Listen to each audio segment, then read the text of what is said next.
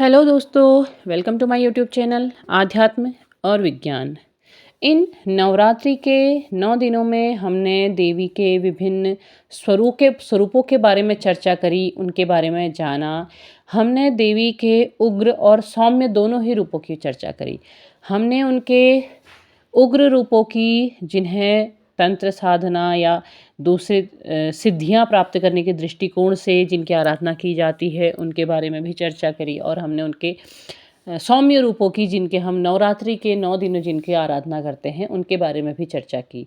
तो आज नवमी का 9वां दिन है, जिसमें हम चर्चा करेंगे माता सिद्धिदात्री की।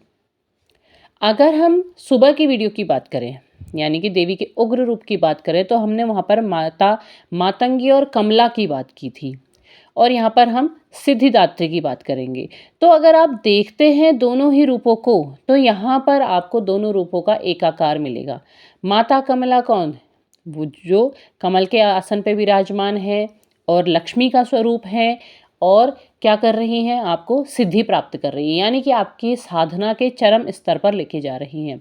यहाँ भी अगर आप सौम्य रूपों में दृष्टि डालते हैं, तो यहाँ पर भी कौन है? सिद्धिदात्री हैं, जो कमल के आसन पर विराजमान हैं और आपको आपकी साधना की सिद्धि प्रदान करती है। यहाँ पर स्वरूपों का एकाकार हो रहा है। क्यों हो रहा है? क्योंकि वह एक ही है। अपनी ऐश्वर्यशाली शक्ति के कारण वो विविध रूपों में प्रकट होती है। वो एक ही है, एक ही शक्ति है, आदि शक्ति है, जो विविध रूपों में आपको आपके जीवन से जुड़े हुए विविध लक्ष्यों, विविध पक्षों का ज्ञान कराती है। माता सिद्धिदात्री, आप जो कर्म कर रहे हैं और उस पर जब आप सही तरीके से आगे बढ़ रहे होते हैं, तो उस कर्म की सिद्धि प्रदान करती है।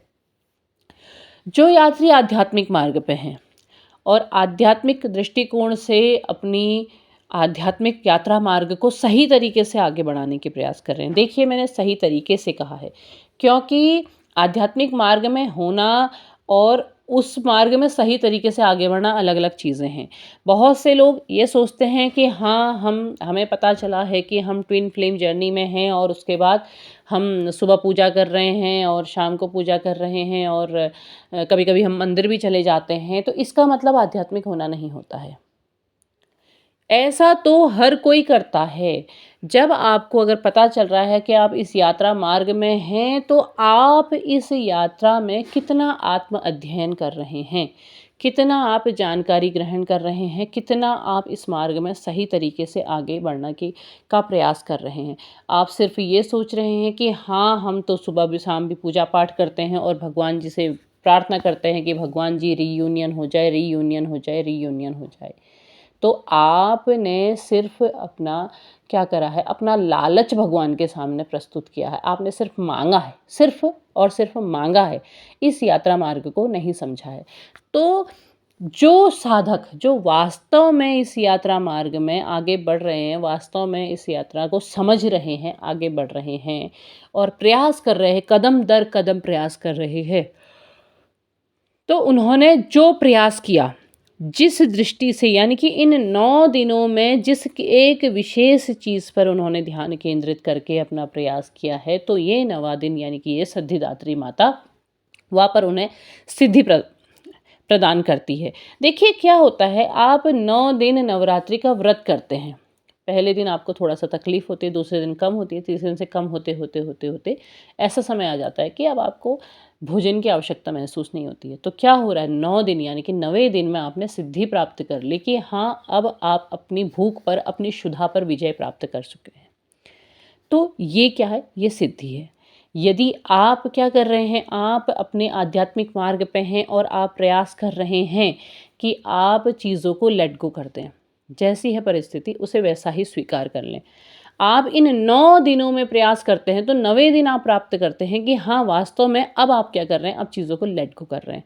अब आपको वो चाह नहीं हो रही है, वो क्रेविंग आपके अंदर नहीं आ रही है, वो इच्छा नहीं हो रही है, बार-बार प्राप्त करने की इच्छा नहीं हो रही है। क्या हो रहा है कि आपने 9वें दिन सिद्धि प्राप्त कर लिया, आपने चीज़ों को छोड़ दिया है। किस पे छोड़ दिया? ईश्वर पे छोड़ दिया। आपका जो विश्वास का लेवल है, आपका इस विश्वास वहाँ पहुँच गया है। तो वो सिद्धिदात्री माता आपको सिद्धि प्रदान करती है। यदि आप अपनी कुंडलिनी चक्रों पर काम कर रहे हैं और आपने किसी एक दिन अपने क्या करा है, अपने एक चक्र पे आप काम कर रहे हैं, आप प्रयास कर रहे हैं कि आपका एक चक्र जागृत हो जाए। आपने आज ध्यान लगाया और आपका आज एक चक्र जागृत हो गया, ऐसा नहीं होता है। चक्रों को जागृत होने में समय लगता है। तो आपने 9 दिन क्या करा, 9 दिन आपने एक चक्र पे ध्यान केंद्रित किया। आपने 9 दिन, तो 9वें दिन आपको ज़रूर एहसास होगा कि हाँ, आपका चक्र एक्टिवेट होना शुरू हो गया है। या आपने 9 दिन 9, और जो लोग बहुत लंबे समय से साधना कर रहे हैं, वो 9वें दिन उस चक्र तक पहुँचते हैं, क्योंकि सिद्धिदात्री है सहस्त्रार चक्र।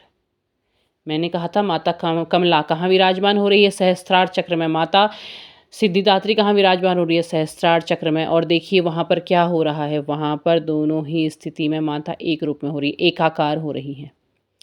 ये विशेष बात है।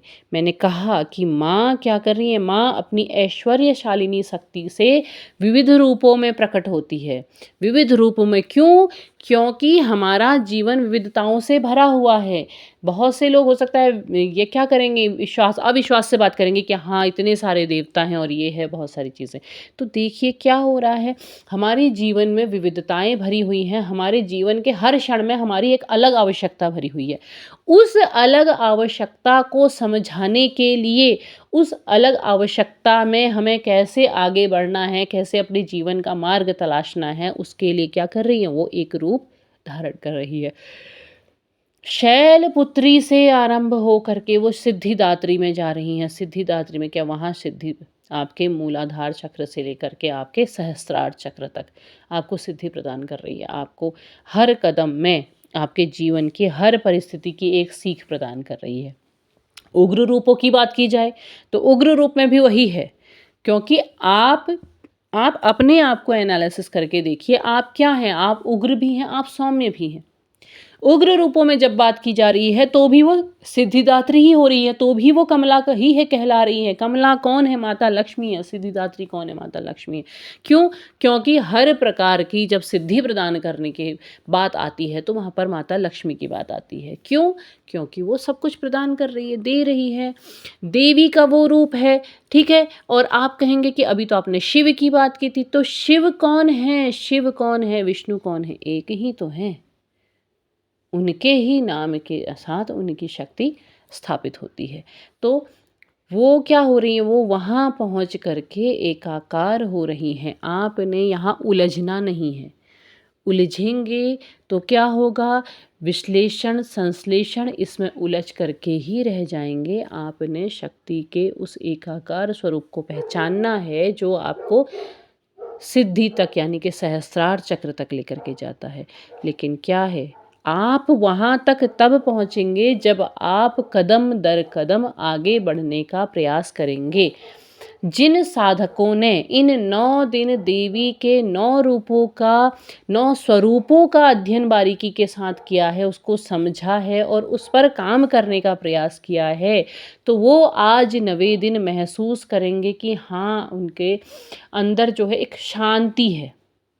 एक ऐसी स्थिति में है कि जहाँ पर उन्हें बार-बार चाह नहीं हो रही है, और वो ही लोग रियूनियन तक पहुँच पाते हैं।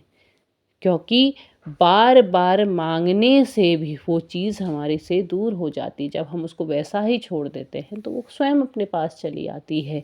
तो आप उस स्थिति तक तब पहुँचेंगे जब आपने कदम दर कदम प्रयास किया है। अगर आप ये सोचते हैं कि हाँ, हम तो पूजा पाठ कर रहे हैं तो हम इन प्रवचनों को क्यों सुने, क्यों जाने उनके बारे में, तो फिर वो तो आपकी ही इच्छा है। और आप क्या कर रहे हैं, फिर भटक रहे हैं, फिर भटक रहे हैं, और हर बार सिर्फ क्या कर रहे हैं, भटकते ही जा रहे हैं और छोटा शॉर्टकट रास्ता ढूंढने का प्रयास कर रहे हैं। शॉर्टकट हर बार सफलता नहीं दिलाते हैं। एक बार सफलता दिलाएंगे, वो सफलताएं क्षणिक होती हैं। शॉर्टकट रास्ते हमेशा छोटे रास्ते होते हैं जो बड़े रास्ते से मिलाते हैं, वो क्षणिक सफलताएं होती हैं, वो पूर्ण सफलता नहीं होती है। आप अगर साधना मार्ग में हैं तो आपको सीधा रास्ता पकड़ करके ही आगे जाना पड़ेगा, उसी तरह से आगे बढ़ना होगा, तभी आप सही तरीके से सफलता प्राप्त करेंगे। तो माता सिद्धिदात्री को देखिए कमल के आसन पे विराजमान किया गया है। और जब हम अपने सहस्त्रार चक्र की बात करते हैं तो वो क्या है? सहस्त्र पंखुड़ियों वाला कमल है। वहाँ कौन है? वहाँ माता सिद्धिदात्री विराजमान है। उन तक पहुँचने का मार्ग इतना आसान नहीं है, उन तक पहुँचने का मार्ग बहुत कठिन है, और उसके लिए आपको मूलाधार से लेकर के हर बाधाओं को प्राप्त करना हो, हर बाधाओं को पार करना होगा, और उसके बाद जाकर के आप सहस्त्रार तक पहुँचेंगे। आज्ञा चक्र तक तो आपको मार्ग दिखता है, आज्ञा चक्र के बाद तो मार्ग ही नहीं होता है। और जहाँ मार्ग ही नहीं है, जहाँ सिर्फ अंधकार है, उसके पार है सिद्धिदात्री। तो एक बहुत गूढ़ रहस्य है जिसको समझना इतना आसान नहीं होता है, किंतु यदि आप इस मार्ग पर हैं और कदम दर कदम आगे बढ़ते हैं, आप सही तरीके से अपनी साधना पर ध्यान केंद्रित करते हैं, तो आप पाएंगे कि आपके उस अंधेरी गुफा में का मार्ग स्वयं खुलेगा। लेकिन उसके लिए आपको विश्वास के साथ आगे बढ़ना होगा और हर कदम को सही तरीके से उठाना होगा, और उस मार्ग पर अपना विश्वास बनाए रखना होगा, तभी आप वहाँ पर को पहुँचेंगे। और आप सबसे बड़ी बात कि शॉर्टकट तलाश नहीं करने होंगे, क्योंकि जो मार्ग विशेष होता है और जो मार्ग इतना कठिन होता है, उस मार्ग के लिए कोई शॉर्टकट नहीं होता है। तो उम्मीद है आपको वीडियो पसंद आया होगा। पसंद आया हो तो लाइक शेयर सब्सक्राइब कीजिएगा। कमेंट बॉक्स में जय माँ सिद्धिदात्री ज़रूर लिखिएगा। तब तक के लिए धन्यवाद।